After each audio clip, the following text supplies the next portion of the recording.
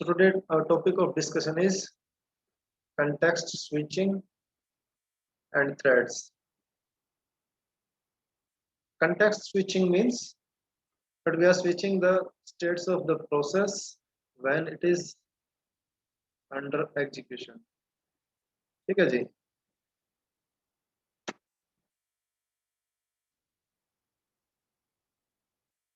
तो generally context switching के अंदर क्या होता है कि जब भी आपका प्रोसेसर कोई प्रोसेस को एग्जीक्यूट कर रहा है उस टाइम पे in between some interrupt if happens, अगर कोई इंटरप्ट आ जाता है या कोई आईओ इवेंट अकर हो जाती है सिस्टम में, तो in such kind of situation operating system क्या करता है, तो आपकी प्रोसेस जो है उसकी प्रोसेस की जो स्टेट है उसको रिजर्व कर लेता है.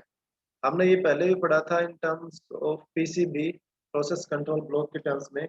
जो पीसीबी क्या होता है, जो होल्ड करता है प्रोसेस की इंफॉर्मेशन को, complete information about the process. तो जब भी आप स्विचिंग का मतलब क्या है, when you are switching the processes with the processor, जब प्रोसेसर एक प्रोसेस को एग्जीक्यूट कर रहा है and due to some interrupt या कोई आईओ इवेंट की वजह से आप क्या करते हो, आप जो एग्जीक्यूटिंग प्रोसेस है उसको क्या कर रहे हो, आप उसको सस्पेंड कर रहे हो उसका एग्जीक्यूशन, और किसी दूसरी प्रोसेस को क्या करवा रहे हो, एग्जीक्यूट करवा रहे हो. तो एट दैट टाइम क्या होता है कि जो ऑपरेटिंग सिस्टम है उस प्रोसेस की जो स्टेट है उसको रिजर्व कर लेता है, ताकि नेक्स्ट टाइम जब वो प्रोसेस दोबारा से ऑपरेटिंग सिस्टम जब प्रोसेसर के पास भेजेगा तो उसको from the same point of execution वो क्या कर सके, कंटिन्यू कर सके. ठीक है जी. ऐसा नहीं होगा कि एक बार प्रोसेस को सस्पेंड कर दिया आपने प्रोसेसर से तो उसके बाद वो दोबारा से रीस्टार्ट होगी. रीस्टार्ट नहीं होती प्रोसेस कभी भी, जितना एग्जीक्यूशन हो चुका है वो वहीं से कंटिन्यू करती है जब भी वो नेक्स्ट टाइम आपकी सिस्टम के अंदर आती है एग्जीक्यूशन के लिए, यानी कि जब रनिंग स्टेट में आती है तब. ठीक है जी. तो जो स्विचिंग ऑफ प्रोसेसेस है बिटवीन द टू स्टेट्स, एक स्टेट से दूसरी स्टेट के बीच प्रोसेस जब जा रही है, ठीक है, तो that context is known as the context switching. यानी कि आप क्या कर रहे हो, आप एक प्रोसेस के कंटेक्स्ट को स्विच करने लग रहे हो. कंटेक्स्ट मतलब उसके स्टेट को, कभी जब वो रनिंग स्टेट में है तो रनिंग से क्या कर रहे हो, आप उसको वेटिंग स्टेट में लेके जा रहे हो या रेडी स्टेट में लेके जा रहे हो. ठीक है. और जो रेडी स्टेट में है उसको आप कहाँ पे लेके जा रहे हो, रनिंग स्टेट के अंदर. यानी कि you are switching the context of the process at that particular moment of time. ठीक है जी. तो उस चीज को हम क्या बोलते हैं, कंटेक्स्ट स्विचिंग बोलते हैं. ठीक है. तो सिंपल डेफिनेशन क्या है कि switching the CPU to another process. जब आप सीपीयू को स्विच करते हो किसी दूसरी प्रोसेस के ऊपर तो it requires performing A state save. तो क्या करता है, ये प्रोसेस की जो स्टेट है उसको सेव कर लेता है. कौन सी प्रोसेस को, जो करंट प्रोसेस अंडर एग्जीक्यूशन है. ठीक है जी. And a state restore of a different process. ठीक है जी. और जो दूसरी प्रोसेस जो एग्जीक्यूशन के लिए आएगी उसकी जो स्टेट है उसको क्या करेगा, सिस्टम के अंदर रिस्टोर करेगा ताकि उसको वहीं से क्या करवा सके, वो एग्जीक्यूट करवा सके प्रोसेस को. ठीक है जी. इस प्रोसेस को क्या बोलते हैं, कंटेक्स्ट स्विचिंग बोलते हैं. ठीक है. जनरली जो कंटेक्स्ट स्विचिंग का मैकेनिज्म है totally purely an overhead on the system. ठीक है. क्योंकि इससे कोई भी आउटपुट नहीं आ रही है, it is just a mechanism which is required for effective utilisation of your processor. ठीक है जी. क्योंकि जब भी आपको कोई प्रोसेस को कोई आई ऑपरेशन परफॉर्म करना या इंटरप्ट आएगा तो डेफिनेटली आपको प्रोसेस को क्या करना पड़ेगा, सीपीयू के पास से उसको स्विच करवाना पड़ेगा ताकि सीपीयू दूसरी प्रोसेस को एग्जीक्यूट करवा सके. ठीक है जी.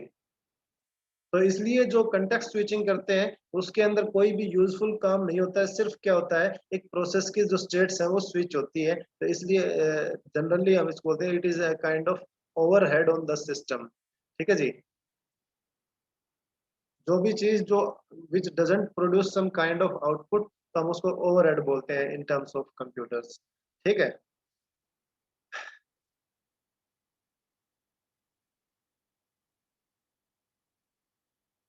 This is the particular scenario of context switching as you can see in the diagram. ठीक है. तो डायग्राम के अंदर क्या बता रहा है जी, ये ये बता रहा है कि सबसे पहले क्या कर रहा है CPU, CPU is executing a process P0। ठीक है जी, ये P0 प्रोसेस है। ठीक है, यहाँ पे ऑपरेटिंग सिस्टम है, जहाँ पे क्या कर रहा है ऑपरेटिंग सिस्टम, जो भी जो इसके ऊपर जो ऑपरेशंस परफॉर्म करना है कंटेक्स्ट स्विचिंग से रिलेटेड, वो करता है। और यहाँ पे प्रोसेस P1 है। ठीक है जी, तो अब जब स्टार्टिंग में प्रोसेस P0 क्या हो रही है, एग्जीक्यूट होने लग रही है।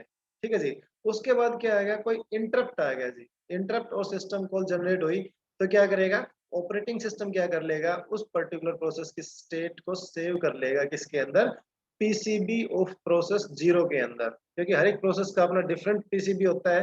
तो पीसीबी ऑफ प्रोसेस 0 जो है उसके अंदर उस प्रोसेस की स्टेट क्या हो जाएगी, सेव हो जाएगी।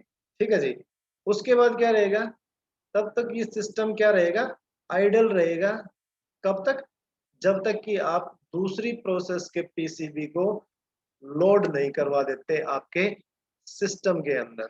ठीक है जी, यानी कि reload state from PCB of process 1, ये जो प्रोसेस 1 का जो पीसीबी है, इसको आप क्या करवा रहे हो, आप रीलोड करवा रहे हो किसके अंदर, सिस्टम के अंदर, सीपीयू के पास।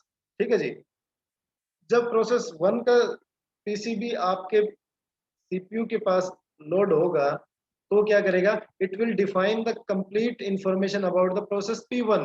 ठीक है, तो वहां से फिर क्या होगा, सीपीयू एग्जीक्यूट स्टार्ट कर देगा किसको, P1 प्रोसेस को, और यहाँ पे P1 प्रोसेस एग्जीक्यूट होनी स्टार्ट हो जाएगी। ठीक है जी, अभी एग्जीक्यूशन होने लग रहा है, इन बिटवीन फिर से कोई इंटरप्ट आ गया, सिस्टम कॉल जनरेट हो गई। ठीक है जी, कोई आईओ इवेंट आ गई। ठीक है, तो वहां से क्या होगा, फिर से वो क्या करेगा, ऑपरेटिंग सिस्टम आपकी जो P1 प्रोसेस है उसकी स्टेट को सेव कर लेगा process control block of process P1। ठीक है जी, और जब प्रोसेस स्टेट को सेव कर लेगा, तो उसके बाद क्या रहेगा, सिस्टम आइडल रहेगा, आपका सीपीयू आइडल रहेगा। कब तक, जब तक कि दूसरी प्रोसेस का पीसीबी लोड नहीं हो जाता सिस्टम के अंदर। ठीक है जी, तो फिर क्या करेगा, रीलोड स्टेट फ्रॉम पीसीबी 0, दोबारा से क्या करेगा, तो प्रोसेस 0 है उसके स्टेट को लोड करेगा आपके सीपीयू के पास from process control block of process 0। ठीक है जी, और फिर से प्रोसेस P0 एग्जीक्यूट होने स्टार्ट हो जाएगी। ठीक है जी, तो इस तरीके से क्या हो रहा है, कंटेक्स्ट स्विचिंग होती है आपके सिस्टम के अंदर। ये प्रोसेस कंटिन्यूअसली चलती रहेगी जब तक कि सारी प्रोसेसेस है वो एग्जीक्यूट आपकी कंप्लीटली नहीं हो जाती सिस्टम के अंदर। ठीक है जी,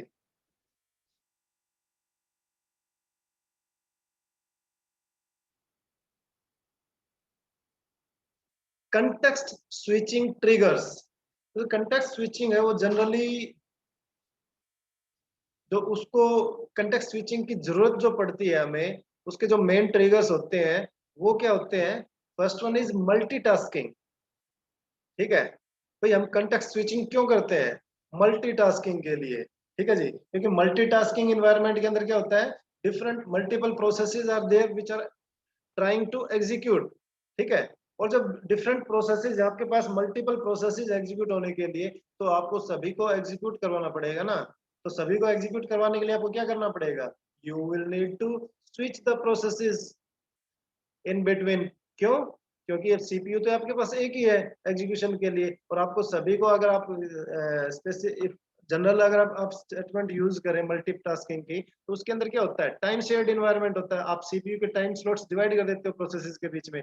तो वहां पे भी क्या होगा, आपको प्रोसेसेस को स्विच करना पड़ेगा, जैसे ही एक प्रोसेस का टाइम स्लॉट आउट होगा, दूसरी प्रोसेस को एग्जीक्यूट करवाने के लिए सीपीयू के पास लाना पड़ेगा, तो पहले को आपको उसको बाहर भेजना पड़ेगा। यानी कि वहां पे मल्टीटास्किंग को अचीव करने के लिए you will require context switching.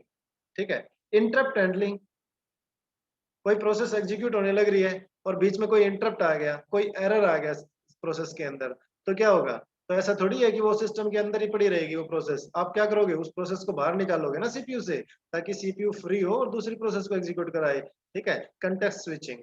ठीक है, user and kernel mode switching, आपको पता है ऑपरेटिंग सिस्टम दो मोड्स में काम करता है, एक यूजर मोड होता है, दूसरा क्या होता है, कर्नेल मोड होता है जी। ठीक है, तो दोनों मोड्स के बीच में अगर कम्युनिकेशन स्टेब्लिश करना है, वो ट्रांजिशंस करनी है, क्योंकि यूजर मोड की जो प्रोसेस है वो कर्नेल जो आपका स्पेस है उसी के अंदर तो एग्जीक्यूट होती है ना, तो डेफिनेटली यूजर स्पेस को कर्नेल स्पेस के साथ क्या करना पड़ेगा, कॉन्टेक्ट करना पड़ेगा, कम्युनिकेशन स्टेब्लिश करना पड़ेगा, कंटेक्स्ट स्विचिंग। तो वहाँ पे प्रोसेसेस क्या होंगे, यूजर मोड से कर्नेल मोड में, और जब एग्जीक्यूशन के बाद कर्नेल मोड से यूजर मोड में, तो वहाँ पे क्या आएगा, कंटेक्स्ट स्विचिंग। ठीक है जी।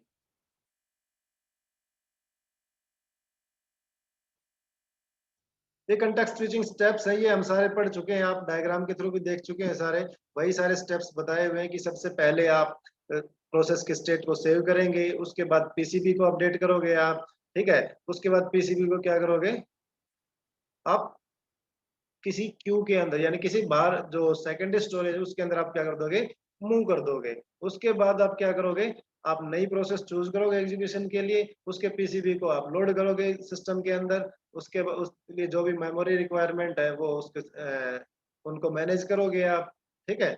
और उसके बाद क्या करोगे, उसके कंटेक्स्ट जो है, जो प्रोसेस का पीसीबी है, उसको लोड करवा के सिस्टम के अंदर उसको क्या करवा दोगे, एग्जीक्यूट करवा दोगे, और ये प्रोसेस रिपीटेडली चलती रहती है सिस्टम के अंदर। ठीक है, ये सारे जो स्टेप बाय स्टेप एक प्रोसीजर बताया हुआ है कि कंटेक्स्ट स्विचिंग के अंदर वन बाय वन कौन क्या क्या स्टेप्स परफॉर्म होते हैं।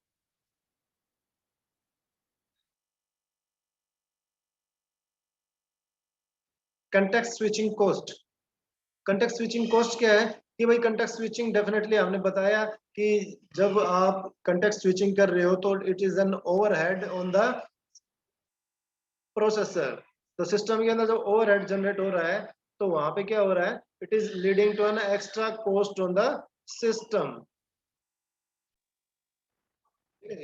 तो और जो है ओवरहेड जो है वो जनरली होता है in terms of TLB flushes. TLB flushes means, TLB जो आपके ट्रांसलेशन लुक असाइड बफर्स, आपको उनको क्या करना पड़ेगा, उनको आपको अपडेट करना पड़ेगा हर एक प्रोसेस के लिए, क्योंकि जब भी एक प्रोसेस आएगी तो उसका टीएलबी लोड होगा सिस्टम के अंदर और दूसरे का टीएलबी क्या हो जाएगा, बाहर हो जाएगा। ठीक है, sharing the cash, cache memory है उसको शेयर करना पड़ेगा बिटवीन द डिफरेंट टास्क। ठीक है जी, टास्क शेड्यूलर है उसको रन करना पड़ेगा, यानी कि ये क्या है, these are the different kind of overheads जो आपके सिस्टम को क्या करने पड़ते हैं, परफॉर्म करने पड़ते हैं फॉर कंटेक्स्ट स्विचिंग। तो definitely they increase the cost of the system execution. Cost यहाँ पे we are not talking about the monetary values, लेकिन जो एक्स्ट्रा जो ओवरहेड जो पड़ रहा है सिस्टम के ऊपर, हम उस कॉस्ट की बात कर रहे हैं। ठीक है, उस जो सिस्टम की परफॉर्मेंस जो डाउनग्रेड हो रही है उस कॉस्ट की बात कर रहे हैं। ठीक है जी। तो जनरली ये क्या कह रहा है, अगर आप कंटेक्स्ट स्विचिंग कर रहे हैं बिटवीन द टू प्रोसेसेस, तो वो क्या होता है, वहां पे ओवरहेड ज्यादा होता है आपका as compare to the context switching between the threads. ठीक है, थ्रेड का प्रोसेस कंसेप्ट अभी पढ़ेंगे हम, इससे नेक्स्ट थ्रेड ही आएगा। ठीक है, तो जब अगर आप थ्रेडिंग का कंसेप्ट यूज कर रहे हो सिस्टम के अंदर और दो थ्रेड्स के बीच में अगर कंटेक्स्ट स्विचिंग हो रही है, तो वहां पे आपको क्या करना पड़ेगा, वहां पे आपका ओवरहेड है वो कम हो जाता है, वो रिड्यूस हो जाता है, और जो स्पीड जो होती है वो फास्टर होती है। ठीक है जी, क्यों, क्योंकि इसके अंदर जो टीएलबी फ्लशिंग है, जो ट्रांसलेशन लुक असाइड बफर जो होता है, उसको आपको फ्लश करने की जरूरत नहीं पड़ती इसके अंदर। ठीक है, क्योंकि सेम ही एक ही प्रोसेस के अंदर डिफरेंट थ्रेड्स आप क्रिएट करते हो, तो वहां पे आपका टीएलबी जो होता है, क्योंकि वो प्रोसेस से एसोसिएटेड होता है, तो टीएलबी सेम यूज होता है between the different threads of the same process. ठीक है, इसलिए टीएलबी फ्लशिंग आपको वहां पे नहीं करनी पड़ती, तो वहां पे क्या होगा, आपका ओवरहेड रिड्यूस हो जाएगा। ठीक है जी।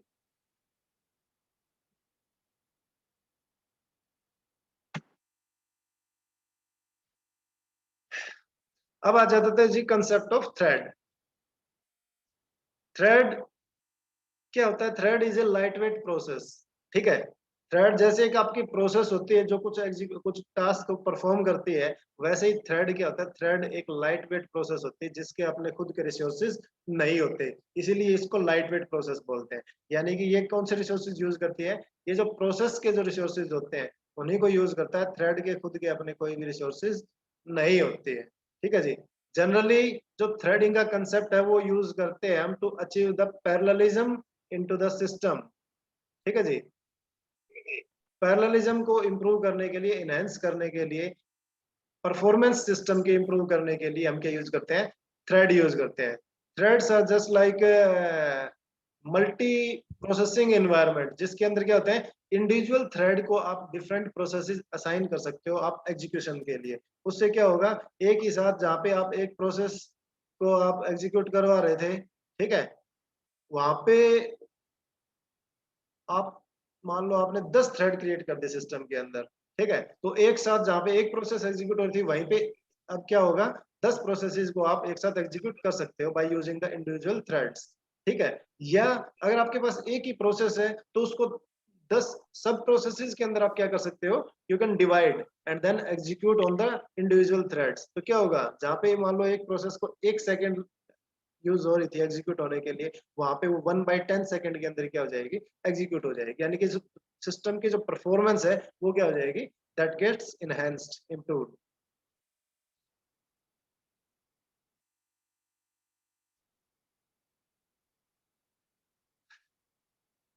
This is the concept of thread as you can see in the diagram. In the left side, there is a single threaded process.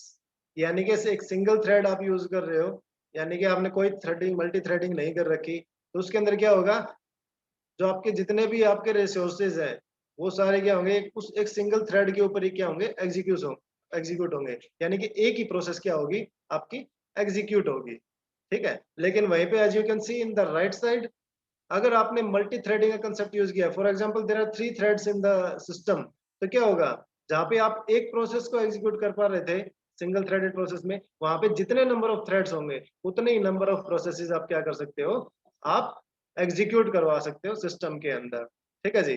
That is multi threading environment, जिसके अंदर आप डिफरेंट थ्रेड्स को use करते हो same process को execute करने के लिए या डिफरेंट प्रोसेसेस को एग्जीक्यूट करने के लिए इन ए पैरेलल वे, इन ए कंकरेंट वे, ठीक है। तो ये था कंसेप्ट ऑफ थ्रेडिंग। अब जो प्रोसेस और जो थ्रेड है उसमें डिफरेंस क्या होता है, ठीक है जी। देखो, प्रोसेस क्या होता है, that is a heavy weight, यानी कि इसके अंदर क्या होता है, इसके अपने खुद के रिसोर्सेज होते हैं प्रोसेस के, जो भी इसको चाहिए एग्जीक्यूशन के लिए, चाहे मेमोरी चाहिए, चाहे आप इसको कोई प्रिंटर चाहिए, स्कैनर चाहिए, या कोई भी रिसोर्स जो इसको रिक्वायर्ड है, वो क्या करेगी, इसके पास वो सारे रिसोर्सेज होते हैं एग्जीक्यूशन के लिए। लेकिन थ्रेड क्या है, thread is a light weight process, ठीक है जी। It is taking lesser resources than a process, यानी कि इसके अपने खुद के रिसोर्सेज तो होते ही नहीं है, ये सिर्फ जो प्रोसेस के रिसोर्सेज है उन्हीं को यूज करती है, ठीक है। क्योंकि आप मान लो सपोज एक सिंगल प्रोसेस को 10 पार्ट में आप डिवाइड करके एग्जीक्यूट करने लग रहे हो, तो वहां पे क्या होगा, अब मान लो 10 पार्ट में डिवाइड कर दिया तो एक थ्रेड के ऊपर क्या होगी, 1/10 पार्ट ऑफ द प्रोसेस है, तो डेफिनेटली वो 1/10 रिसोर्सेज को ही क्या करेगी, यूज करेगी, यानी कि लेसर रिसोर्सेज आर रिक्वायर्ड, ठीक है जी। दूसरा क्या है, process switching needs interaction with operating system. यहाँ पे अगर एक प्रोसेस से दूसरी प्रोसेस से स्विच करना है तो कौन करता है, ऑपरेटिंग सिस्टम, ठीक है। लेकिन यहाँ पे ऑपरेटिंग सिस्टम की जरूरत नहीं है थ्रेड्स के अंदर, यहाँ पे अगर एक थ्रेड से दूसरे थ्रेड के ऊपर अगर आपको स्विच करना है तो you don't require the interaction of the operating system, ठीक है जी। फिर तीसरा क्या है, in multi processing environment each process executes the same code. अगर मल्टी प्रोसेसिंग एनवायरनमेंट की बात करें, ठीक है, तो वो क्या होते हैं, हर एक जो प्रोसेस होती है वो सेम कोड को रन करती है, लेकिन क्या होता है, सबके अपने अपने रिसोर्सेज होते हैं, सबके अपने अपनी मेमोरी होती है, ठीक है। यानी कि रिसोर्सेज उनके खुद के होते हैं प्रोसेसेस के। लेकिन यहाँ पे क्या होता है कि अगर एक प्रोसेस के अंदर अगर आपने रिसोर्सेज क्रिएट किए हुए हैं, तो वहां पे थ्रेड्स क्रिएट किए हुए हैं, तो थ्रेड क्या करते हैं, they use the resources of the process, ठीक है। तो वो सेम रिसोर्सेज क्या करेगी, जो आपका थ्रेड है वो यूज करता है, ठीक है। दूसरा क्या है, if one process is blocked, अगर एक प्रोसेस ब्लॉक हो गई है, देन जितनी भी अदर प्रोसेसेस हैं वो एग्जीक्यूट नहीं हो सकती, कब तक, जब तक कि जो प्रोसेस ब्लॉक्ड है उसको हम अनब्लॉक ना करते, ठीक है, जब तक वो अनब्लॉक नहीं हो जाती, ठीक है। लेकिन इसके अंदर क्या है, अगर एक थ्रेड ब्लॉक हो भी गया तो उस थ्रेड के ऊपर जो भी प्रोसेस रन हो रही है उसको हम किसी दूसरे थ्रेड के ऊपर क्या करवा सकते हैं, रन करवा सकते हैं, ठीक है। ये फायदा है थ्रेडिंग का, ठीक है।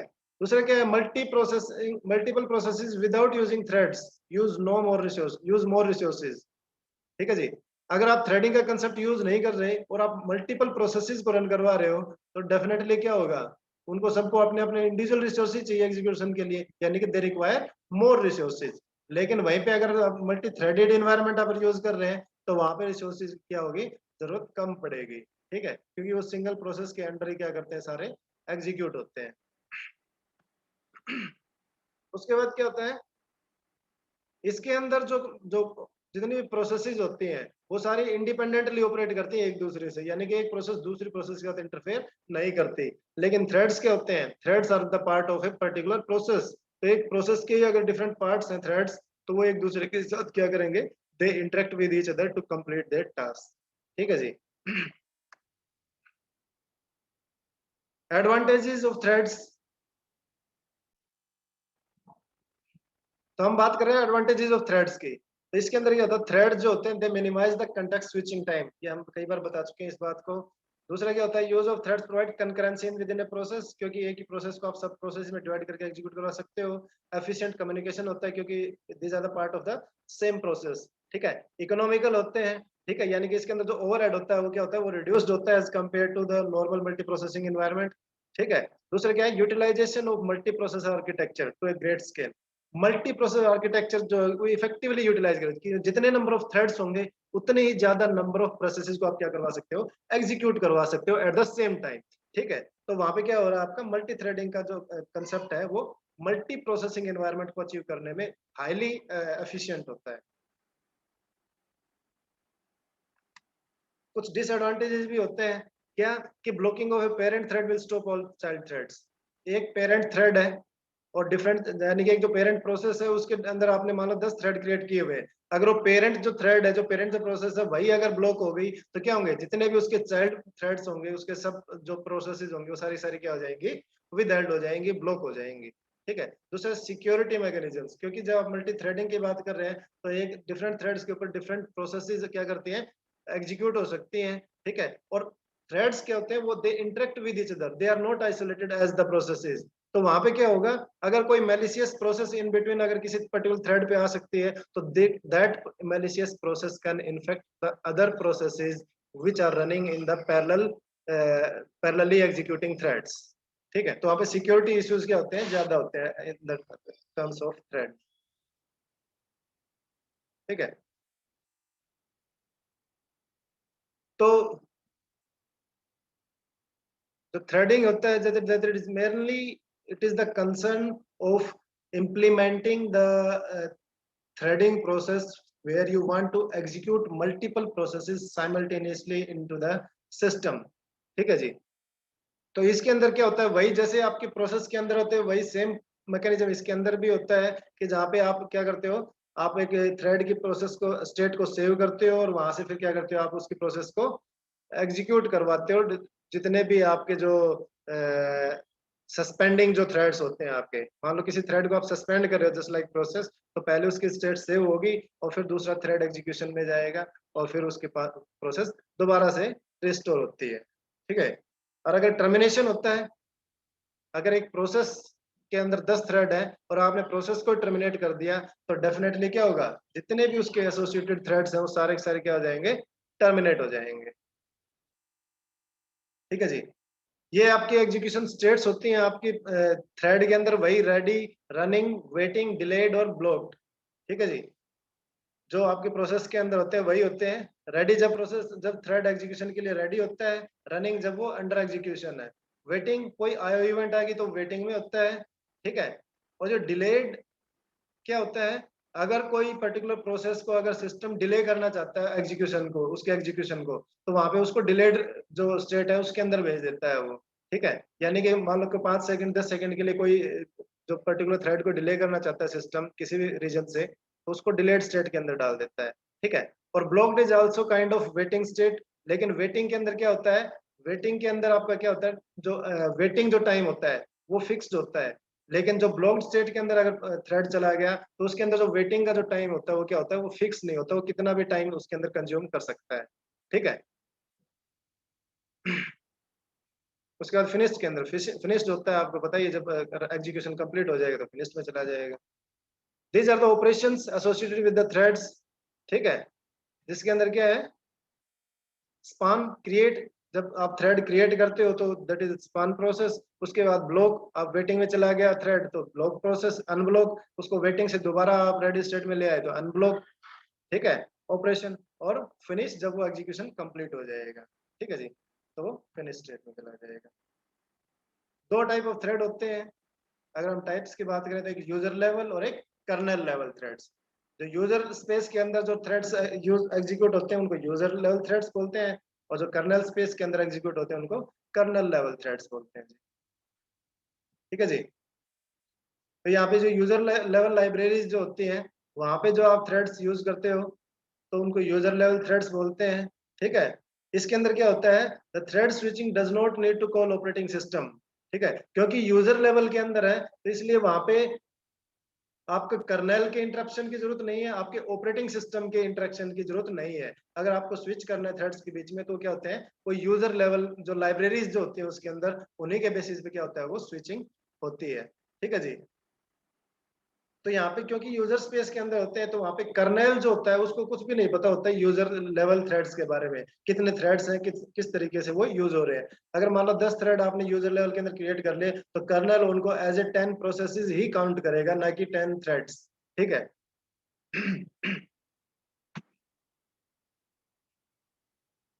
एडवांटेजेस, क्योंकि यूजर स्पेस के अंदर है तो इसलिए आपको ऑपरेटिंग सिस्टम को मॉडिफाई करने की जरूरत नहीं है, easy to represent and manage होते हैं ये। ठीक है, क्योंकि यूजर स्पेस के अंदर है तो किसी भी ऑपरेटिंग सिस्टम के ऊपर आप इनको रन करवा सकते हैं, यानी कि प्लेटफॉर्म इंडिपेंडेंट होते हैं। ठीक है, these are fast and efficient. ठीक है जी। डिसएडवांटेजेस, कोऑर्डिनेशन की दिक्कत आती है यहाँ पे थ्रेड्स के बीच में, क्योंकि ऑपरेटिंग सिस्टम का इन्वॉल्वमेंट नहीं होता तो इसलिए मैनेजमेंट इनका थोड़ा क्या होता है, पुअर होता है। ठीक है।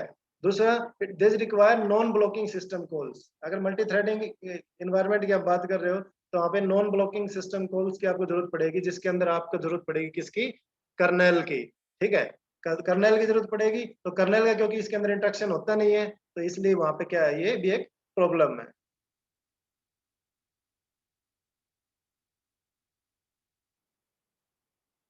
उसके बाद कर्नल लेवल थ्रेड्स होते हैं। Kernel level threads, these are the threads which are residing in the kernel space of the operating system. तो ये क्या कहते हैं, ऑपरेटिंग सिस्टम के बारे में they know complete information about the operating system and these are managed and coordinated by the operating system itself. ठीक है। एडवांटेजेस क्या होते हैं कि kernel can simultaneously schedule multiple threads. ठीक है जी। जब मल्टी प्रोसेसिंग एनवायरनमेंट की बात कर रहे हैं तो क्योंकि शेड्यूलिंग और जो मैनेजमेंट जो होता है इसका कर्नल करता है तो उनको मल्टीपल जो थ्रेड्स होते हैं उनको वो क्या कर सकता है, शेड्यूल कर सकता है एग्जीक्यूशन के लिए। ठीक है जी। इसके अंदर क्या, अगर वही अगर एक थ्रेड अगर ब्लॉक स्टेट में चला जाता है तो उस प्रोसेस को आप दूसरे थ्रेड के ऊपर क्या करवा सकते हो, एग्जीक्यूट करवा सकते हो। ठीक है जी।